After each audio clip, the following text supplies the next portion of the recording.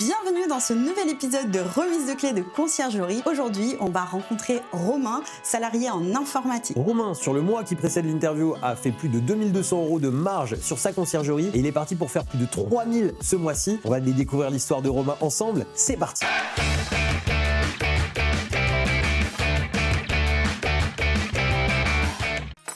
Bon Romain, on est super content d'être avec toi ici. Yes. Je te remets cette boîte symbolique parce que tu as déjà combien de biens avec nous? J'en suis à 8 et un petit dernier qui arrive. Super, bon félicitations. Parle-nous un peu de tes résultats. Mois de janvier, la gestion de la conciergerie plus le ménage, j'ai fait environ 2200 €. Super, félicitations. Merci. Sachant que c'est janvier, c'est une saison. Mois calme. Et le mois de février s'annonce bien puisque j'ai déjà quasiment presque 1500 qui sont déjà prévus là, alors qu'on est en début février. On est le 8, ouais. Ça s'annonce prometteur. Je pense qu'on devrait peut-être atteindre 2007-3000. Ouais. Et parle-nous de tes biens, où ils sont situés. Alors moi, j'ai fait le choix de les avoir proches de moi. Donc moi, je suis côté Villiers-sur-Marne. J'ai des logements donc à Drancy, le Blanc-Ménil. J'en ai un à Châtelet-Malabry. Donc c'est un peu plus là pour le coup, un petit peu plus loin effectivement. Et j'en ai un à Torcy. Et j'en ai encore 2 à Nancy, parce que c'est le propriétaire que j'avais depuis très longtemps, donc je continue avec lui. D'ailleurs, petite news, j'en ai pas parlé, il m'a proposé donc, de prendre 5 autres de ses logements à lui. Génial.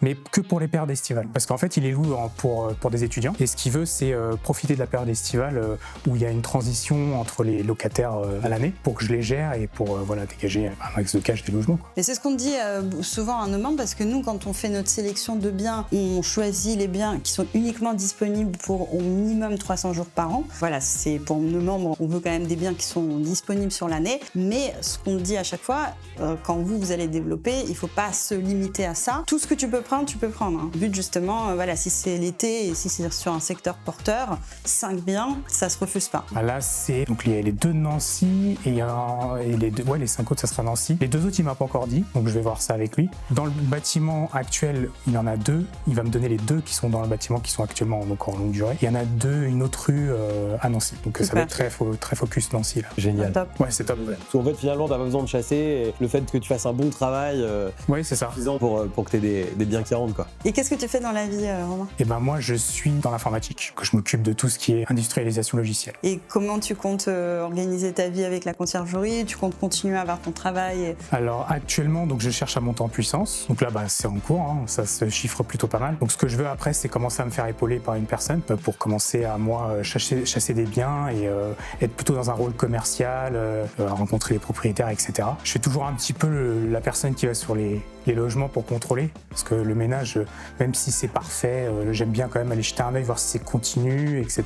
Donc voilà, je me vois plus dans un rôle de commercial à l'avenir et de continuer mon activité à côté. Et effectivement, le petit train-train de la conciergerie, c'est quand même bien sympa. Je suis allé chercher des draps pour des voyageurs qui voulaient des draps plus grands, des trucs, des petits détails. Bon, on n'est pas obligé de le faire, hein. Je me souviens de ce que tu avais dit, hein. On n'est pas obligé de faire tous ces petits trucs, mais ces petites intentions qui sont comptabilisées, donc j'avais envie de les faire. Et donc le petit train-train de la conciergerie, c'est vrai que c'est attrayant quand même. Moi, j'ai vraiment un boulot, la base, c'est des problèmes à gérer, quoi. Puis c'est des serveurs, c'est des écrans noirs, vous voyez un peu, c'est l'informatique, quoi. C'est pas forcément...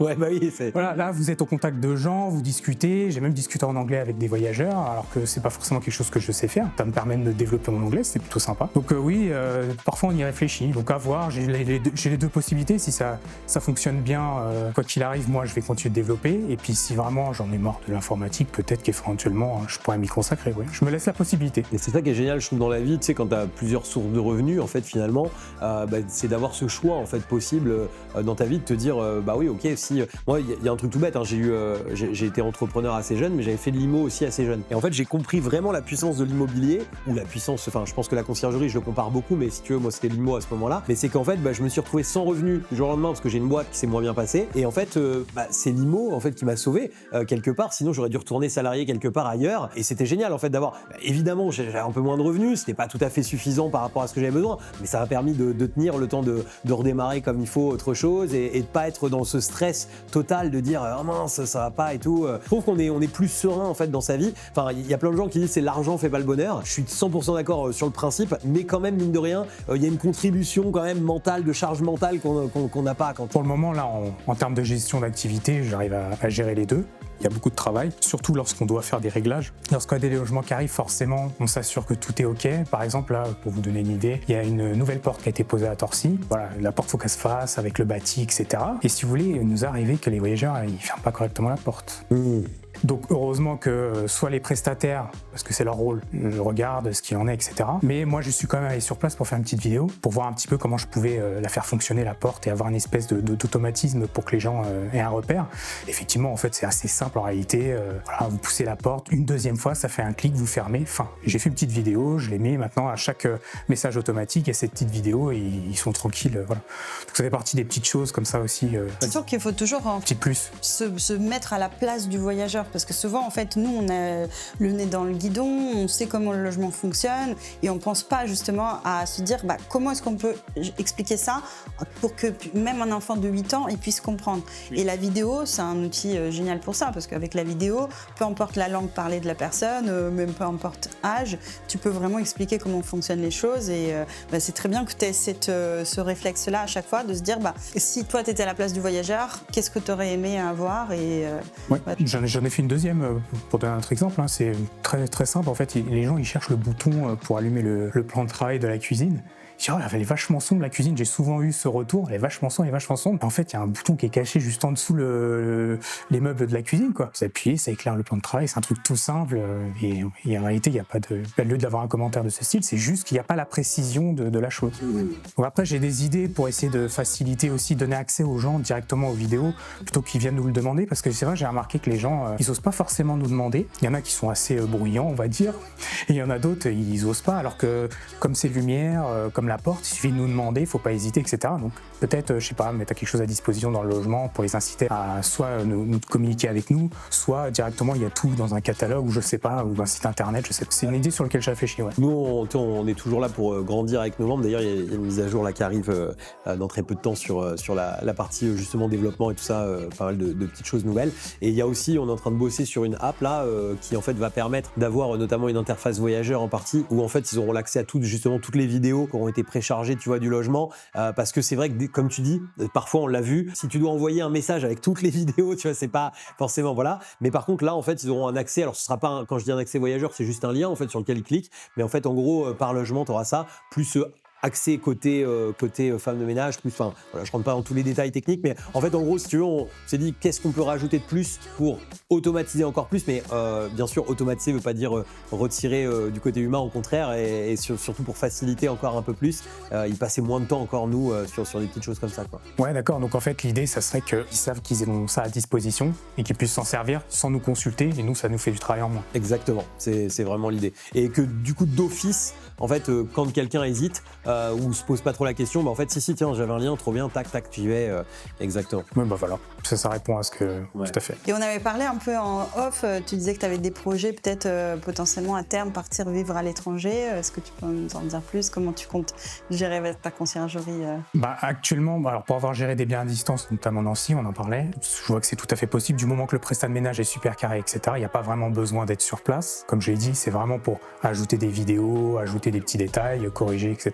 Donc ça peut très bien se gérer à distance. Donc ça, que je sois, je pense, aux États-Unis ou ailleurs, je pense que ça peut se gérer facilement. Après, pourquoi Luxembourg, la Suisse aussi, c'est parce que y a des opportunités professionnelles qui m'intéressent. Moi, j'ai saisi des opportunités en France et puis à terme, oui, effectivement, je compte partir à l'étranger et bosser depuis là-bas. Donc pour moi, il n'y aura pas trop de changements, mis à part dépaysement, changement de vie et certainement une vie plus intéressante. Oui, parce que surtout dans ton domaine en informatique, j'imagine en Suisse, il y a une très grosse demande et les salaires qui suivent. Exactement, c'est pas le même niveau de vie. Ah oui, ça c'est clair. Moi, je profite des opportunités qui sont en France pour donner un bon coup de cachet sur mon CV. Mon CV. Exactement.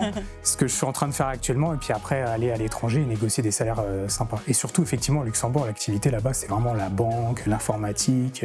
Ça fait des beaux projets. Hein. Ouais. Et c'est super de savoir gérer en fait tous ces projets en même temps et se dire voilà, tu te développes dans la filière que tu aimes bien et aussi tu as la conciergerie à côté qui t'apporte ce côté plus humain, échange avec les personnes plutôt que des grands écrans. Tu vas voir, tu auras une question qui va se poser mentalement, j'en suis sûr, c'est quand ta conciergerie va se mettre à générer plus que ce que tu fais avec le travail. Je pense que là tu vas avoir un switch encore qui va se passer sûrement dans le cerveau, tu verras. Oui, non, mais je suis d'accord avec toi. Je me suis posé la question aussi aussi d'être plus flexible. Lorsque vous obtenez un certain niveau informatique, vous pouvez permettre de négocier un certain nombre de choses. Pour vous donner une petite idée, moi je connais quelqu'un qui est lead dans l'informatique. Il arrive à négocier par exemple du télétravail quasiment full. Il travaille en Bretagne, il travaille officiellement en Ile-de-France, il passe une fois par mois ou tous les trimestres. Moi l'idée ce serait peut-être de faire quelque chose d'analogue ou alors de me mettre à mon compte, du coup de rendre des projets de manière périodique, de garder un peu la patte parce que l'informatique ça évolue assez vite. Donc si je sors, il faut bien se décider, il faut bien réfléchir à ça. Donc peut-être ça serait d'avoir des projets de temps en temps et du coup avoir des périodes entières où je me consacre à la conciergerie. Je pensais aussi à ça. Du coup je facture beaucoup plus en étant à mon compte aussi. Donc c'est une possibilité aussi que je me laisse. Ouais, c'est ce qui est génial aussi, c'est que justement t'as plein d'opportunités devant toi, c'est presque que des bons problèmes. Ouais, c'est ça. Ouais, c'est ça. Alors, génial, franchement c'est inspirant, Romain, ça fait super plaisir. Je vais faire un petit appel à l'action justement s'il y a des propriétaires en fait qui regardent cette vidéo et qui ont envie éventuellement de confier un bien à Romain. Vous avez vu, gestion à distance, etc. C'est quelqu'un de super carré. Il saura faire, vous soyez à Nancy, à Roubaix ou dans le sud de la France ou en région parisienne, n'importe où. Donc n'hésitez pas, en bas de la vidéo, vous retrouverez un petit lien pour pouvoir laisser vos coordonnées, etc. On vous mettra en relation avec Romain. Yes, merci à toi. Avec plaisir. Est-ce qu'il y a un truc que tu avais envie d'ajouter peut-être à cette vidéo, peut-être un petit commentaire sur les équipes, sur de la manière aussi où tu as été accompagné jusqu'ici, ce que tu en as pensé un petit peu au-delà de finalement ce qu'on t'a livré? Moi j'ai que des bonnes choses à dire. Pour dernièrement avec qui j'échange, c'est Aya. Un petit coucou à Aya parce qu'effectivement Aya elle est toujours là. D'ailleurs lorsqu'elle est bien prise, elle vous fait un petit message à 22h quand même pour vous dire je voulais absolument te répondre, voilà. Donc super, j'ai que des bons commentaires à faire sur l'équipe, ça s'est bien passé. Lorsqu'il y a un souci technique pour nous assister, on a la réponse, on a de l'aide. En fait, c'est plus facile de critiquer, de trouver des mots pour critiquer quelque part que pour donner... Non, franchement, mais c'est vrai, j'aurais que des bonnes choses à dire, ça s'est bien passé. Félicitations à l'équipe, voilà ce que je pourrais dire. Bah merci, c'est gentil. Merci pour... Est-ce qu'il y a un mot en général que tu avais envie d'ajouter peut-être à ça ou... Ce que je pourrais dire, c'est que moi je viens pas d'une famille qui est très dans l'entrepreneuriat, je peux dire. On nous a toujours plus ou moins assistés, nous, dans notre famille. Donc pour ceux qui hésiteraient et qui, évidemment, c'est un saut vers l'inconnu, mais si vous travaillez, vous pouvez très bien vous en sortir et vous pouvez faire des choses extraordinaires. Moi, mon parcours est là pour en témoigner. Avant de faire de l'informatique, j'étais artiste. Donc c'est une reconversion complète. Ah ouais, on découvre des choses sur toi. Voilà, je suis dans l'informatique sans diplôme officiellement. Donc la conciergerie, c'est un peu le next step. Et ça se passe pareil, bien. T'as pas eu besoin de diplôme en conciergerie. Exactement. Et ça se passe bien pour les deux. Je souffre pas de monsieur ou de commentaires bizarres. Ça se passe très bien pourvu qu'on travaille et qu'on est sérieux en fait. Voilà. Donc ceux qui ont peur de se lancer, vous n'avez pas besoin de diplôme. Il faut être motivé, travailler. Et puis voilà quoi. Après ça déroule. Je pense que tu incarnes là, c'est le quand on veut, on peut. Et ça, je pense que c'est ce qui me parle le plus dans la vie. C'est quand on veut, on peut quoi. On a forcément des pensées, comme on dit, limitantes là, dans les milieux du développement personnel.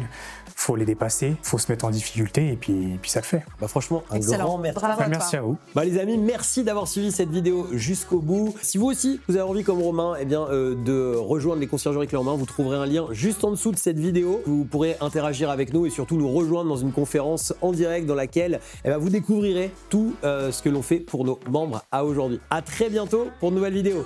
Ciao!